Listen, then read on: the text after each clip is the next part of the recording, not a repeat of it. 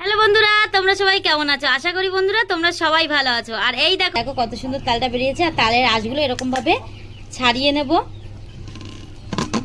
আমার তালটা ছোলা হয়ে গেছে। আর এই দেখো পুরো তালটা কত সুন্দর তুলেছি একদম। আর তালের যে উপরের কালো অংশটা তুলে দিয়েছি, আর এই যে সেই কালো অংশটা। এবার আমি তালটাকে ভালো করে মাঝখান থেকে ভেঙে নেব, একটার সঙ্গে একটা পিটিয়ে নেব, পিটিয়ে নরম করে নেব, তাহলে গুলতে সুবিধা হবে। এই এটা বের করে দেবো।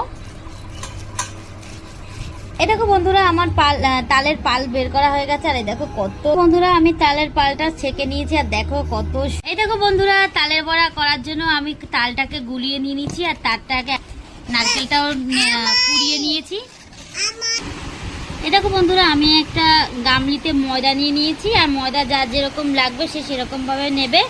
আমি নিয়েছি। আর দেখো কত সুন্দর গাঢ় হয়েছে তালের পালটা। আর আমি এটা অল্প করে আমি যতটা পরিমাণ আটা নিয়ে নিয়েছি, এরকমভাবে আমি আঠালো ভাবে মাখার পরে আমি পরিমাণ মতন চিনি দিয়ে দেবো। যেহেতু চিনিটা গলার আছে, তাই আমি পরিমাণ মতন চিনিটা দিয়ে দিচ্ছি। বন্ধুরা এরকম অল্প অল্প জল দিয়ে এটাকে ভালো করে মিক্সড করে মেখে নেবে। আর যেহেতু এর মধ্যে সুজি দেওয়া আছে, আর আমি প্রায় 10 মিনিট রেখে দেবো, যার কারণে গেছে। এবার আমি ঢাকনা দিয়ে ঢেকে দেবো আর আধা ঘন্টার জন্য রেস্টে রেখে দেবো। ব্যাটারটা কত সুন্দর মসৃণ হয়েছে, আর কত সুন্দর একটা গাঢ় ভাব এসছে। এই দেখো, আর ব্যাটারটা দেখো বন্ধুরা আমি বেশি কিন্তু পাতলা করিনি। তালের বড়াগুলো হয়ে গেছে। এবার আমি এগুলো তুলে নেব। এই দেখো বন্ধুরা তালের বড়াগুলো,